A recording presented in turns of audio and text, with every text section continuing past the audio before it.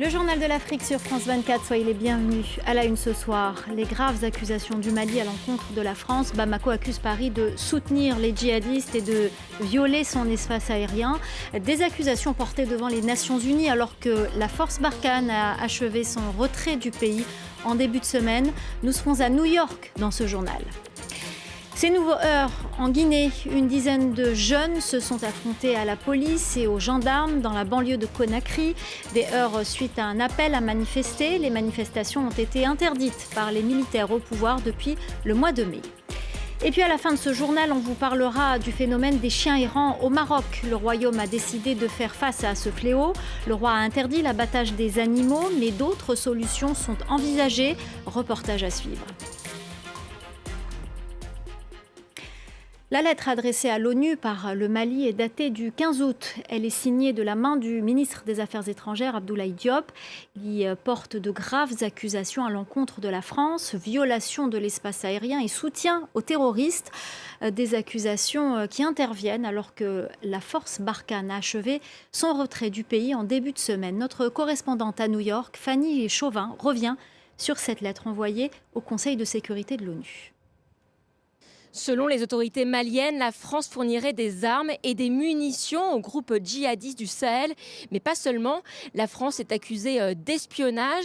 D'après Bamako, elle fournirait ces renseignements à ces mêmes groupes terroristes.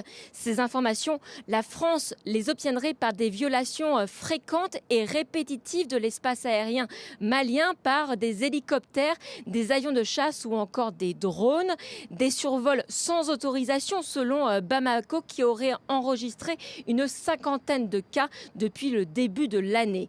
Dans sa lettre, le ministre malien des Affaires étrangères menace même la France de représailles. Le Mali, je cite, se réserve le droit de faire usage de la légitime défense si les agissements français persistent conformément à la Charte des Nations Unies. Actuellement, à l'ONU, c'est la Chine qui préside le Conseil de sécurité, un allié de taille pour les autorités maliennes, comme la Russie, membre permanent de ce Conseil. Jointe un peu plus tôt par France 24, la mission française de l'ONU confirme qu'aucune réunion du Conseil de sécurité sur le Mali n'est à l'ordre du jour. En bref, sachez qu'une marche prévue ce mercredi à Niamey, au Niger, contre la présence de soldats de la force Barkhane dans le pays a été interdite. Ces organisateurs ont annoncé avoir décidé de lancer une pétition exigeant leur départ. Ces nouveaux heurts en Guinée, après un appel à manifester contre les militaires au pouvoir. Des groupes de jeunes ont affronté à coups de pierre les policiers et les gendarmes dans la banlieue de Conakry. Le Front national pour la défense de la Constitution avait appelé à se mobiliser pacifiquement malgré l'interdiction de toute manifestation depuis le 13 mai dernier. Les précisions de notre correspondant Malik Diakité. Un dispositif sécuritaire très impressionnant a été déployé tôt ce matin au point de départ de la manifestation. Aucun manifestant n'était présent sur les lieux dans la matinée. Dans les quartiers favorables au Front national pour la défense de la Constitution, le mouvement qui a appelé à manifester, un gros dispositif sécuritaire a été installé. Des membres d'élite de l'armée guinéenne ont été déployés tout au long de l'axe. À cet endroit, la plupart des commerces et stations-service sont restés fermés ce mercredi. Les habitants sont restés terrés chez eux. La circulation, habituellement embouteillée, est restée fluide. Dans quelques quartiers en banlieue de Conakry, des accrochages ont éclaté entre les forces de sécurité et des jeunes manifestants. Les forces de l'ordre ont usé de gaz lacrymogène. Pour rappel, depuis le 28 juillet dernier, l'armée a été réquisitionnée par les autorités guinéennes pour, je cite, maintenir l'ordre dans le pays. Le Front national pour la défense de la Constitution a été dissous début août par les militaires au pouvoir qui ont interdit toute manifestation. Le mouvement réclame, je cite, le retour à l'ordre constitutionnel. La déclaration du président élu au Kenya, William Ruto, qui a pris la parole 2 jours après avoir été déclaré vainqueur, a promis que son futur gouvernement répondrait aux énormes attentes des Kenyans et qu'il rendrait des comptes. Écoutez. Nous avons remporté cette élection contre toute attente. Notre gouvernement doit rendre des comptes. Nous prendrons les mesures nécessaires afin de nous assurer que nous gouvernons de façon transparente, démocratique et redevable.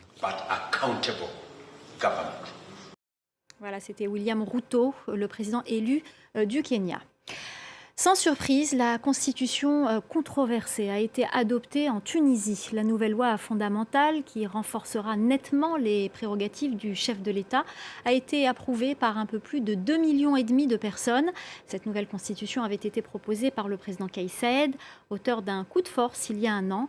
La correspondance à Tunis de Lilia Blaise. Sur le plan politique, les résultats définitifs n'ont pas suscité beaucoup de réactions, notamment parce qu'ils étaient attendus après le plébiscite en faveur du oui au projet constitutionnel du président de la République le 25 juillet dernier. Mais sur le plan officiel, ils symbolisent la proclamation de la nouvelle constitution et sa mise en vigueur par le président de la République. Une constitution qui consacre un régime hyper présidentialiste. Alors beaucoup de Tunisiens attendent Kais Saied au tournant avec cette nouvelle constitution, notamment sur les réformes économiques et sociales que le président de la République a promis. Son gouvernement est actuellement en train de négocier un prêt de plusieurs milliards de dollars avec le Fonds monétaire international, mais aussi en train d'adoucir le ton avec les partenaires sociaux et le patronat. Et puis sur le plan juridique, il y a aussi une fronde contre Kais Saied d'une certaine partie des magistrats qui avaient été révoqués pour motif de corruption par le président de la République il y a quelques mois. Aujourd'hui, 42 d'entre eux ont été réintégrés dans leurs fonctions par le tribunal administratif qui a rejeté le fait qu'ils aient été limogés. Mais le ministère de la Justice et le président de la République campent sur leur position. Donc c'est plusieurs défis, aussi bien politiques, socio-économiques, qui attendent le président de la République et son gouvernement pour la rentrée. Ces incendies meurtriers en Algérie, au moins 8 personnes sont mortes et plusieurs blessées dans des feux de forêt qui ont touché mercredi 14 départements du nord du pays, selon la radio algérienne. La protection civile fait état de routes coupées et de flammes à proximité de certaines villes. C'est le cas à Soukahras, à la frontière tunisienne, où, toujours selon les médias, 350 personnes ont été évacuées. Le sort de la dépouille de l'ancien président angolais a été tranché par la justice espagnole. Un tribunal a décidé que le corps de José Eduardo dos Santos, décédé le mois dernier à Barcelone, devait être remis à sa veuve pour être rapatrié et inhumé en Angola. La dépouille de l'ancien chef de l'État est au centre d'un bras de fer juridique entre sa veuve et l'une de ses filles. Un bras de fer dans un contexte d'élection en Angola. Le 24 août prochain, 14 millions de personnes sont attendues dans les urnes pour élire leur président. Et pour la première fois, les Angolais résidant à l'étranger vont pouvoir voter et peut-être même faire la différence dans ce scrutin qui s'annonce très serré entre le président sortant, João Lourenço, et son rival, Adalberto Costa Junior. Sophie Lamotte. Il y a environ 4000 Angolais qui vivent loin de chez eux. Et pour la première fois, ils vont pouvoir voter aux élections présidentielles. C'est nouveau. Pour la première fois de l'histoire, un Angolais au Portugal, en Europe, qui s'est inscrit peut voter. C'est très émouvant. C'est la première fois de ma vie que je vais voter. Deux grands favoris dans une course qui s'annonce serrée. Le président sortant, João Lourenço, à la tête du MPLA, le parti au pouvoir depuis l'indépendance du pays. Il a succédé à José Eduardo dos Santos après 40 ans au pouvoir. Lourenço a ensuite lancé à son encontre plus